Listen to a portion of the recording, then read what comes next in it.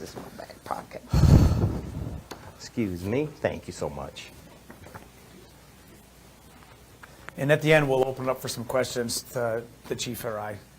Jolene. Got it. Yeah. We're going to have to come in a little bit tighter, Chief. There you go. Yep. It seems like we're in each other's space, but on camera, it's a lot of space. That's okay. We're friends. That's right. That's right.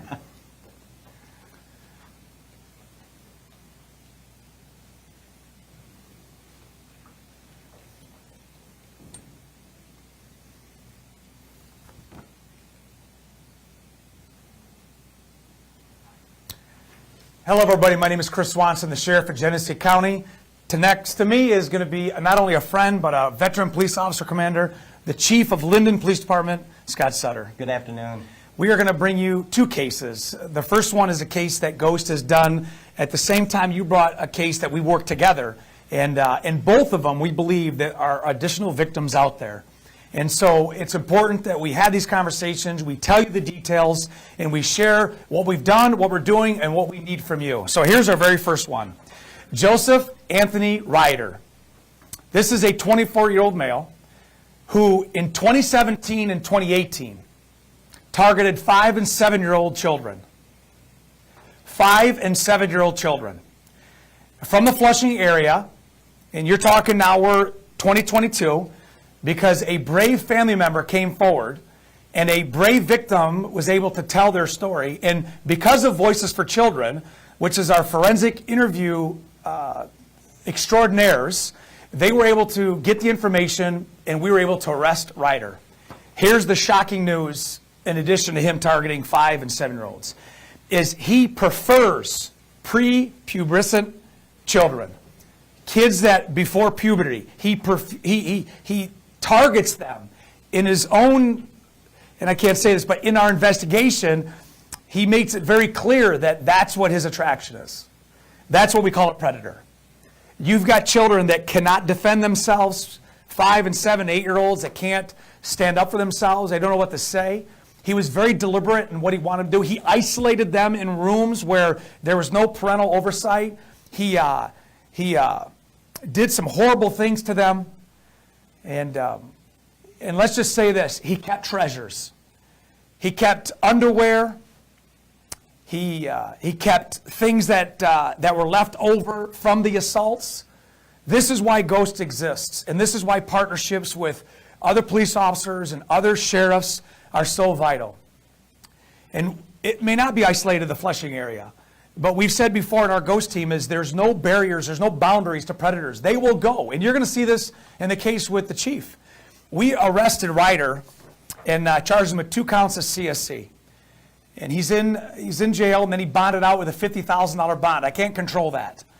But we want you to know that if you have any contact with Joseph Anthony Ryder, and maybe there's some conversations you need to have, you can come forward. We've got great friends in Flushing Township, Flushing City. You can come to the sheriff's office. We all work together, and we will give you that voice. And I just want to say thank you to Voices for Children, to the family, because we're going to protect these victims. You know this is what we do, and we can't do it alone, which is why the chief is here. Literally in the same week as this, you got a complaint in the city of Linden. Tell us about that. So in October, the beginning, I believe around October 5th, we had a brave mom and dad and their daughter, who was brave, our victim, come forward to us, and she told us about being sexually assaulted by a male she met on Snapchat. And so she would, just as the sheriff said, this type of person, a predator, met her at a park and away from the home by herself several times. And he committed sexual assault on her several times. In the interview, my officer interviewed her. While he was interviewing her, she mentioned that there was other girls in the car with her. And as the sheriff said, our relationship with the sheriff's department and with the Ghost team is impeccable. It's a wonderful relationship. I knew this was a great opportunity to get Ghost involved. And when we made that call, they jumped all over it. And this guy's in jail right now for that. So I appreciate it. Chief, let's talk about this guy, Bobby Lee McMillan, 28 years old. And I want you to pay attention to the counties that we're going to talk about. There's a reason why Ghost has worked in 42 counties throughout the state of Michigan, because predators will travel. They travel from other states. You saw that on the Peter Padgett case. Came from Florida to Detroit Metro to assault a Mount Morris Township 12-year-old. Bobby Lee McMillan is from Mecosta County, which is Big Rapids. He's got a case pending out there. He's on the sex offender registry. And he used Snapchat, just like they can use TikTok, they can use Instagram, they can use other chatting sites, to come to Linden, Michigan, to build a relationship, to groom, we call it, a young female. And then go to Clover Beach, which is just south of the city, in Fenton Township, and commit sexual assault multiple times. Now, we won't ever know the times and the dates he did it, but we know that it happened there. We can't patrol every street 24/7. It is so important that your eyes and ears are out there, that if you see something, say something. And that's what Chief Sutter did in his agency, because not only is he from Mecosta County, he committed the assault in Genesee County. The victims that he talked about took us to Bay County, and we know that he's doing things in Livingston County. So you got 4 counties, and you have 1 suspect. We charged him with 4 counts of CSC 4th degree, 4 counts of accosting a child for immoral purposes, and he's an habitual offender. He's in jail now because David Layton, who's the prosecutor, has worked with our agencies and hit him hard, and the judges gave him an $800,000 cash bond. For all 8 counts, $100,000 each. Now, that is a bond, and that's going to keep him behind bars until we do our investigation. So Bay County, through the Bay City Police Department, they're still working on those charges. Mecosta County's working on those. Josh Walker did the first case. Your officers, I believe it was Sergeant Drinkwine, did this case. You had your hand in this case. And then, of course, Sergeant Rainwater worked with your office, and we worked with the Bay City Public Safety, and that's how this stuff happens. And when we do these cases and we use our media friends to tell these stories, just like Joseph Ryder, we know that Bobby Lee McMillan has more victims. And he uses social media, and they may not even be in Genesee County. They may not be in the state of Michigan. But you can get a hold of 911, you can send us a message, you can do something, call us, and we will give you your voice. I can tell you that McMillan was looking for an emotional connection with somebody who was nearly a decade and a half younger than him. That's not where you get your emotional connection. He was using that as a grooming tactic. And if you want to learn about grooming and you want to know more about it, that's why we have our GHOST certification program. It's anybody can take, businesses, churches, moms and dads, and you can go on gcsomichigan.com. Sergeant Sprague will put it in our comments.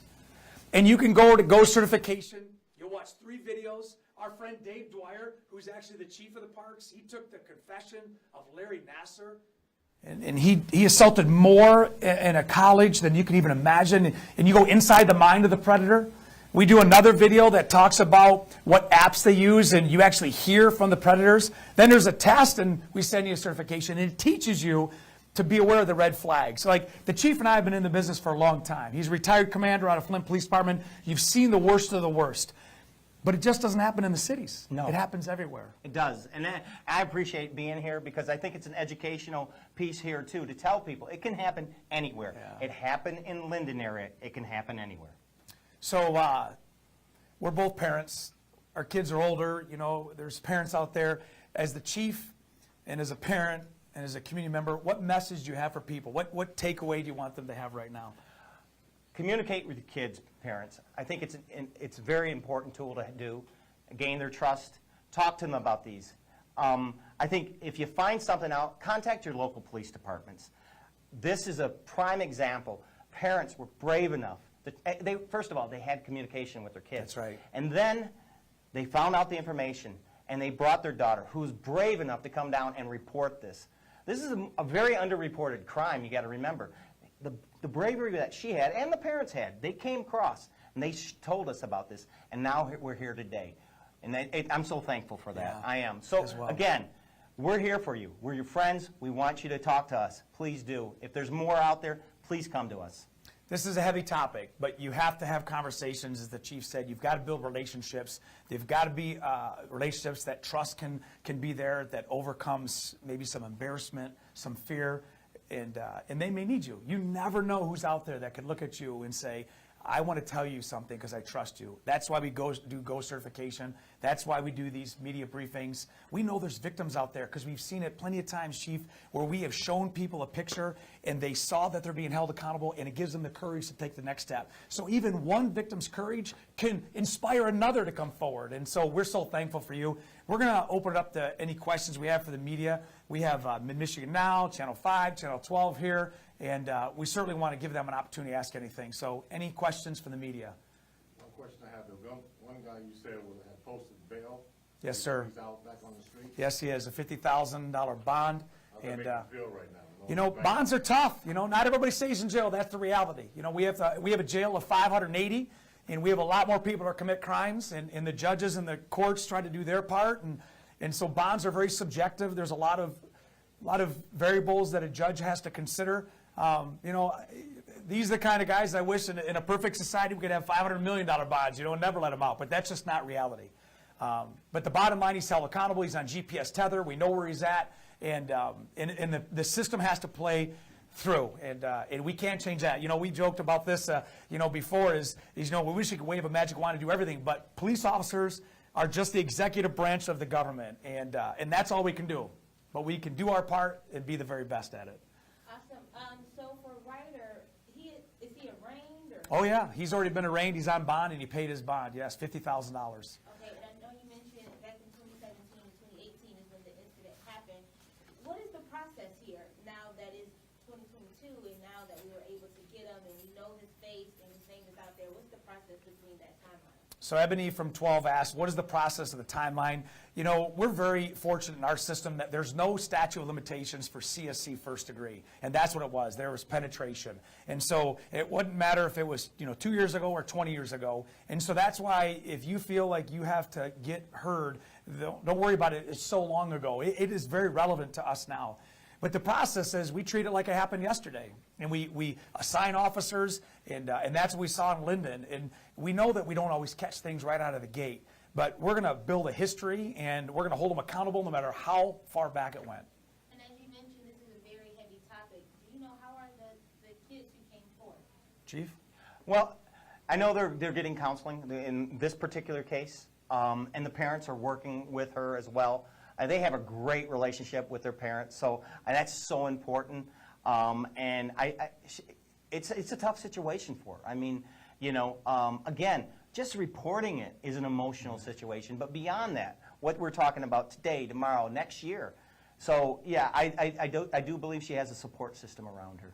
And this is part of the aftercare of human trafficking. We've said this, the algorithm is, you know, awareness, education, enforcement, and then the aftercare. There's a buildup of confidence, but a victim that comes forward can rest assured that their voice is heard and the healing process has started. And we work very close with our victims, young victims. That's why we're so thankful for Voices for Children. They not only take and extract the forensic information we need, because most of these cases there's no physical evidence. It's just a statement and a statement of the individual we arrest. And we use those, and that's why having a great relationship with the prosecutor is so key, and having an aggressive prosecutor. But ultimately, we got to care for the victim as much as we do care for the case itself, so we don't let these guys go, and they're held accountable. I appreciate you mentioning Voices for Children because they do help plug those victims in other places where they can get that support, and they've been terrific. Yes, they have. They're a great partner. Yes, they have. Final questions. So kind of what she said as well. So what reactions have you heard from the families about them knowing that these guys have been arrested and they are currently sitting through the middle of the legal process to get everything happening? Well, I'll let Chief start with his victim's family, and then I'll answer on the second one. Well, they're relieved, of course, you know, but they you know, now they have to wait through the criminal justice system. I mean, court and whatnot. So we're teaching them what's the next steps through that. But of course, they're still recovering and going through the trauma of what they've been through, the victim and the parents both. So we're continuing to talk to them and working with them. And if you look at our victims, they were 5 and 7 in 2017, 2018. So they're just coming into double digits. And you know, and everybody has a memory of different things. So we're working with the parents. They're a Genesee County family, and we're going to continue to do so. But as a parent, even if something is horrific, if I'm able to start the process of building it back, you know, maybe I can at least start the right path to the right way. So these are tough. Yes. Last question. Yep. Lastly, I admire the initiative of GOAT. Thank you. So as you mentioned that these topics are very heavy. So now that you know that these things are happening, how does that make you all feel? Police officers are two things. We're warriors and guardians. And the warrior part of us, we find who did this and we go and hold them accountable. The guardian part of us is what we do for most of our job. We take care of people. We serve people. So we, in a horrible situation, can always find good. And when you look at our career and you know, doing, I don't know, almost 3 decades in the city of Flint, Yeah, quite a while. and seeing the trauma, you can't put people's worst days back together. But if we have some good part of healing and protecting and serving, that's the guardian us. So that's what makes me feel as though we're still doing our job. And that's why we recognize Drink Wine and Rainwater and are certainly investigators Walker and all those folks, because they're just the same. They're guardians too. And I'll just ditto that. Absolutely. So we want to end with Jolene out there in Swartz Creek. I saw you and your husband on Veterans Day in the memorial, and you said so many kind words about what we're doing as a community. And I told you I'd mention your name, Jolene, not for the star power, but for the pure recognition that you are who we need. We need the community to help us do our job. And if you see something, say something. So, Chief, thank you so much. Thank you. Your agency was Thank you, awesome. Sheriff. Until we see each other again, be safe. Ours is up. Okay, just hold the photos up quick for us, right quick, Sheriff. Bobby Lee McMillan, 28-year-old, Big Rapids, Michigan, Mecosta County.